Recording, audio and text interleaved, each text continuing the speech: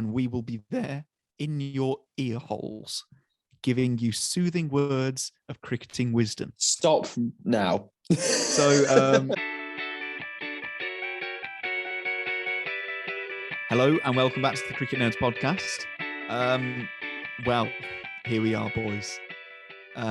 We couldn't record yesterday because Zach was wearing sackcloth. He was covered in ashes and he was crying his little eyes out because RCB have not very gracefully bowed out of the competition.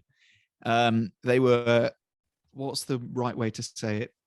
Completely Battered? Spanked. Yeah. Smashed? Yeah. Any of those work by Rajasthan Royals. It wasn't very fun to watch if you were an RCB fan. But you know, we move. We'll still dissect it. So let's start off by talking about let's talk about the Rajasthan bowling first of all, because I think that was a real highlight of the match, and that was what really broke the back of RCB. Benji, do you want to talk about some Rajasthan bowling for us, mate? Well, yesterday, the two standouts for me were Prashi Krishna and Obed McCoy.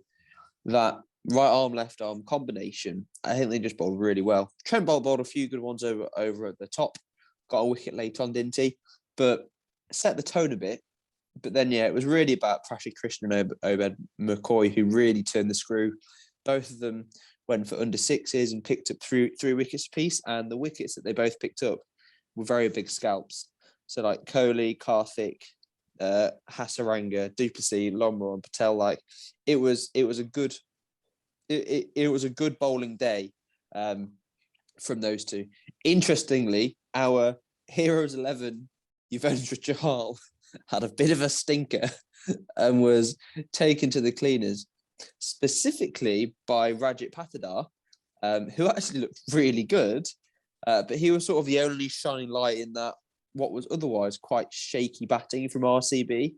Now, Zach, do you think it was more of the RCB lacklustre batting or really good bowling from Rajasthan that led to that score of 157? I think it's a bit of both, really. I think it's a shame that Virat Kohli and Faf du Plessis were unable to fire at the start of the innings in the power play for us. We've not had anyone who's been able to put the pressure on the opposition bowlers in that power play. The power play bowlers have just been able to bowl lines of length, and that's something that's happened throughout a lot of the tournament. So that didn't really happen in this game either. But yeah, Rajat Patidar batted really well. Glenn Maxwell kind of supported him, but when they got out, because we needed, I think we were on 130 off about 15 overs. So at that point, you're like, right, if we get 60 off the last 5, then we'll be set. But that didn't happen. They bowled really well. And I think although we could have batted better in the first half, I think the last 5 overs, it was too late. Obed McCoy and Prashi Krishna bowled insanely well. I know Hasaranga de Silva got out for a golden duck, but that was an unplayable. Well, it wasn't unplayable, but it was a really difficult delivery, especially. It was a really good ball. I would say that was an unplayable first ball.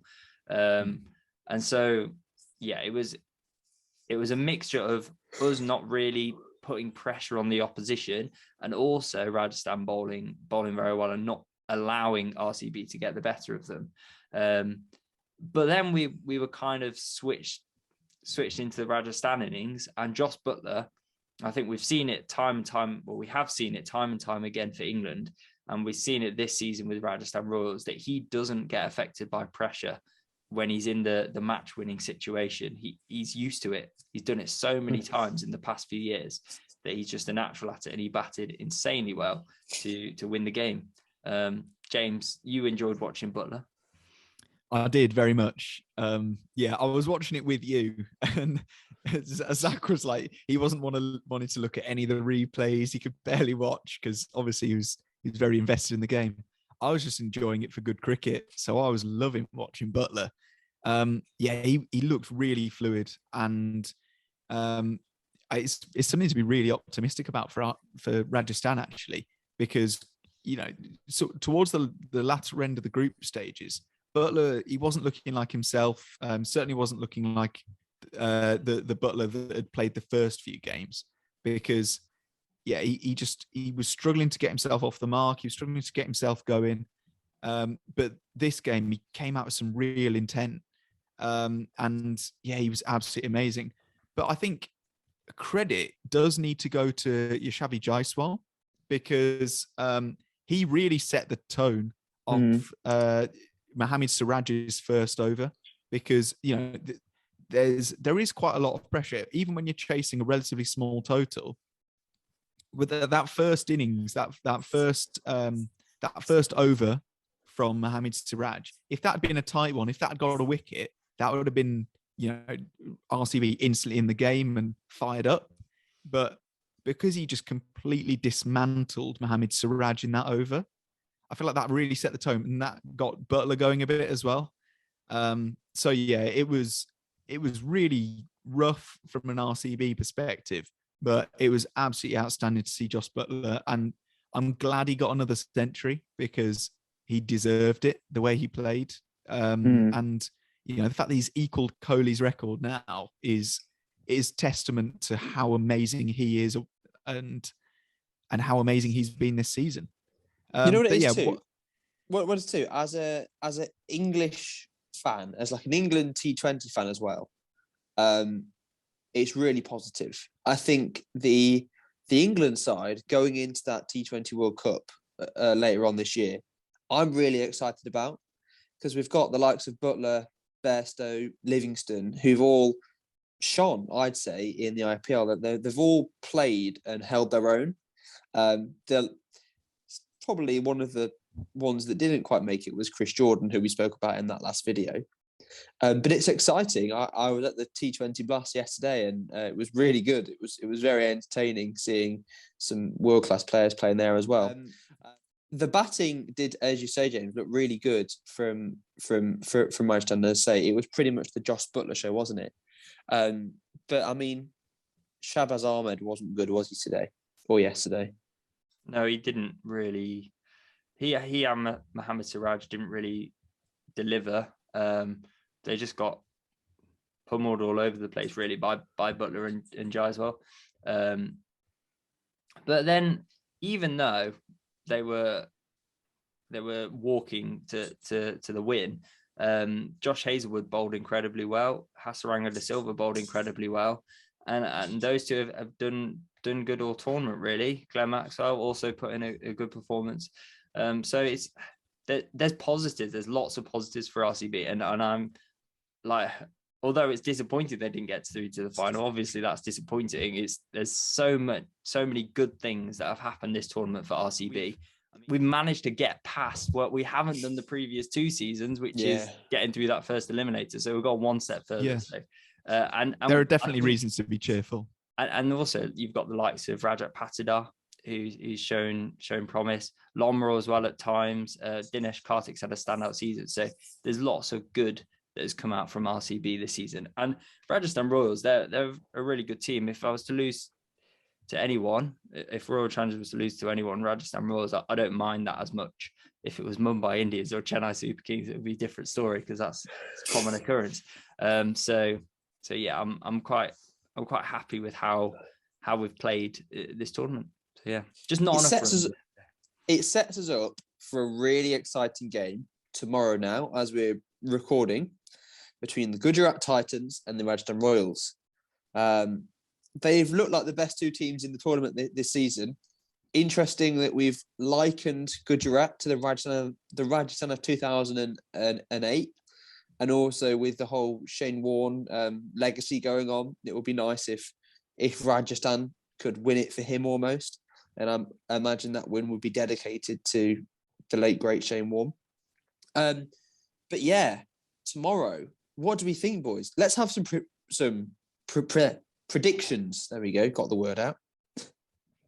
I'll kick things off. Yeah, go for it. And because of the way Butler looked, because he was fluent from ball one, I think that gives Rajasthan Royals the edge. Even though Gujarat have had the better of them every single time they faced them. I'm going to go with Rajasthan just going on the momentum that they've built up now. I'm rooting for Rajasthan. I think I want them to win. I'm happy either way, but I think I like the underdog, and Rajasthan feel like the underdog here. Zach, what's your opinion?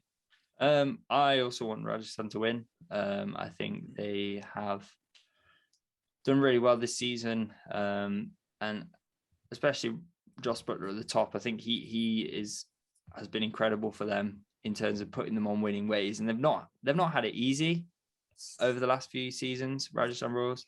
And I know Gujarat had never played before, but it seems a bit weird, a new team coming in and just winning. So come on, Rajasthan. I want Rajasthan. I'm also Team Rajasthan. I think Jos Buttler off the back of that knock is going to be a great final, and as a neutral, it's going to be a very good game, and I'm really excited about it. Yeah, that's all. We don't have a Cricket Nerds question to share with the group here, so please, if you care about us, if you love us, then please send in a Cricket Nerds question, because we love answering them, and it's our favorite segment, and we've got a really cool intro for it, and we can't use it if nobody sends in questions. So please send them in. Thank you so much for watching. We reached our goal of 320 subscribers, boys. Yay. Huge. So on to 325. That's the next big milestone we're setting. So, you can help us by subscribing. Also, like and comment. We love all the comments. We read them all. We reply to as many as we can. You can also follow our social medias. We are at Cricket Nerds Pod. You can also listen to our podcasts if you're out and about, not able to watch it on YouTube. Get a Spotify up, get Apple Podcasts, Google Podcasts, Anchor FM, any of them. It's been really good chatting, and we will speak again about the IPL final tomorrow. See you later, guys.